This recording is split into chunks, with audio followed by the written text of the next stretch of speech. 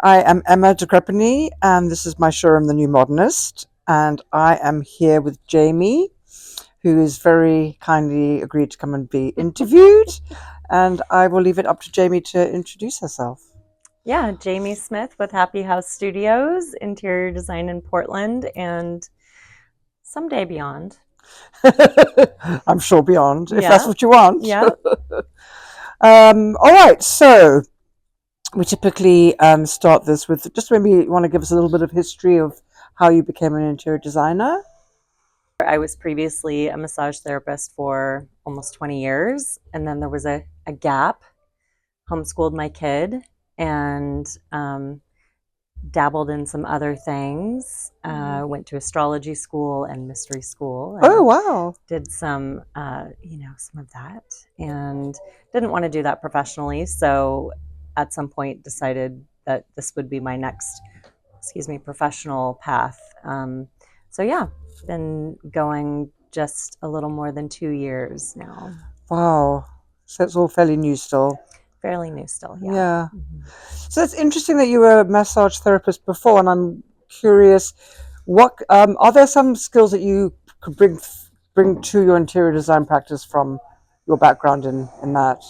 Yeah, I think, just focusing on well being and Mm-hmm. creating spaces of refuge and restoration. And so bringing kind of the qualities that I was hoping to give my massage clients are similar to what I'm trying to bring to my interior design Nice. clients, right? Like I want to help create spaces where people can feel relaxed and really comfortable and cared for.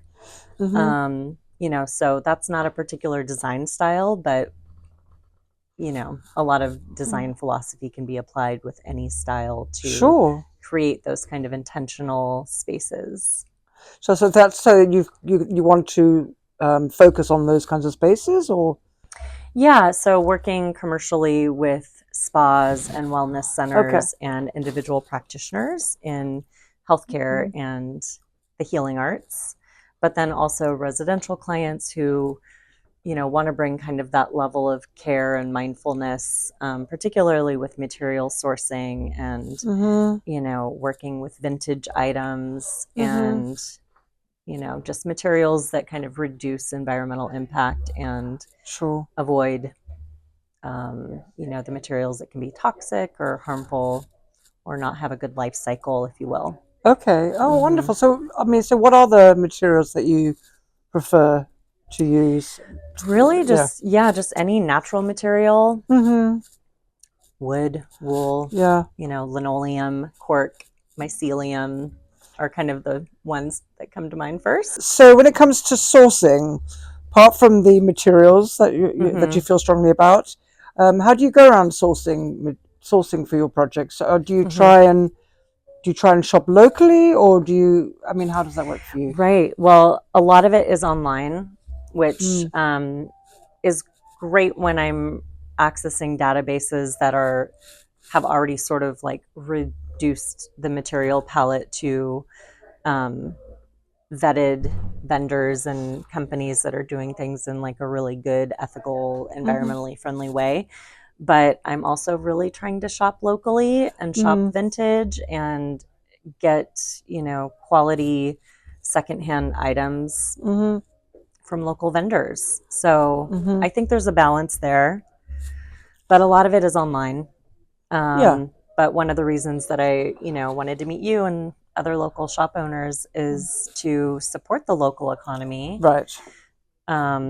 You guys have already done the hard work of importing and sourcing, Mm-hmm. so that feels like a real win-win. Yeah. Hmm. I'm fascinated by. I mean, I really agree with you that I think a space like that is how it's done is extremely important. But do you want to maybe expand a bit on why that is, on why it's important to have a wellness space be designed a certain way? Yeah, God, there's so many things I could say about that. Okay. Well, we were talking about this wallpaper Mm-hmm. earlier. So, when you're in a treatment room and it feels like things have just been put together to Mm-hmm. be functional, but not necessarily aesthetically pleasing, Mm-hmm. and it doesn't have to adhere to a specific design style, but if it's not sort of well curated and has to be functional for the practitioner, but also feel welcoming to the client. Like we do this thing subconsciously where in 3 to 5 seconds we're drawn in or we're repelled. Yeah. And so if your space isn't really put together very well, and that could be just a lack of a color palette or a material palette, or the scale of things is inappropriate, like whatever it is, if it's off, your clients are going to feel that, and they might not return because of that. And it might be a subconscious thing, but the treatment room can really like do some of the work for you. And that is also true in our personal spaces. No, I totally agree. I just love you that you're talking about this, because I'm not sure people really understand that. Yeah, I mean, it's a little more challenging for me to like pull out the statistics, but in biophilic design and neuroaesthetic design, there's just a ton of fascinating research behind this. Yes. To talk about why and how our spaces really impact us and can improve worker productivity and healthcare healing rates and all of those kind of things. So that's wonderful. So they've got this scientific evidence, if you will. Right. But, in biophilic design in particular, it's this idea of, we are nature. We're not just in nature. We are part of it. And so, anytime that you can bring in nature literally into your space, or analogs that mimic nature, or even just natural materials, it's like we understand that, like on a cellular level. We understand that, and the built environment has evolved so rapidly that it's like our brains don't get it yet. Like we have not caught, like we're still in the Stone Age. And like physiologically, biologically. And so the built environment that, tends toward right angles and linear form, we don't actually kind of know how to process. So I might not even understand why we're uncomfortable then, because it's on a deeper level. Yeah. I mean, and like I love brutalism. I think it's very cool, but on some level also it's a bit isolating. The cold, there's something a little like makes you feel a little bit separate from it. So so do you think these ideas are being more adopted now? Do you think people are catching on and I definitely more open to it? I definitely think biophilic design has become, people are more aware of it, and hopefully they're understanding it doesn't mean just putting a potted plant in your space. Like it's more complicated than that, but it's cool that people are becoming more aware of it. Oh, that's wonderful.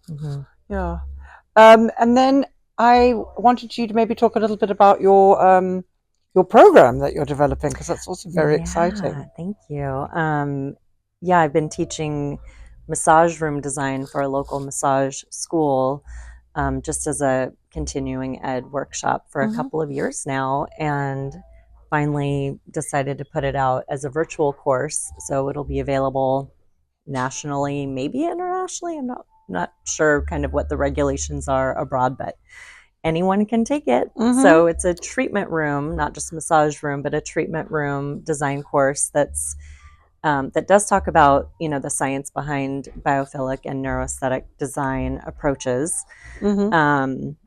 But it's really just like takes people through a journey of the design process to empower people to upgrade their spaces on their own. So I hope I've struck the right balance between giving people an overview and an understanding of the process, but it's a lot. I'm not training people how to become an interior designer in 2 hours.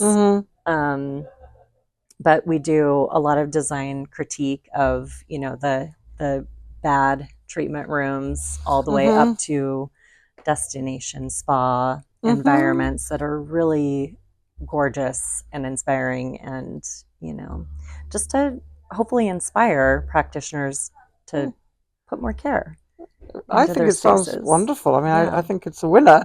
This course be used by anyone doing a home, or it's really It's particularly for? really specific Okay. to treatment rooms, but certainly the ideas that I share about biophilic design and neuroaesthetic design and the design process, I think are perfectly transferable to somebody working on a space in their home. There are different operational considerations, Mm-hmm. obviously, but yeah, I think it could be. I don't know if anybody would buy it who's just working on their home, but I think if a practitioner watches it and understands the concept and the Oh, process, they might use it then they in their own home. would Yeah. probably apply it to their treatment room and their home. Yeah. But yeah, I don't think I'll market it to homeowners. All right. Well, thank you so much for Thank coming you, in. It was Emma. lovely talking to you. Yeah, Thanks for doing this. I really appreciate it. my pleasure. Thanks for Yeah. inviting me. Yeah. So fun. Yeah. I know. It's Wonderful. great.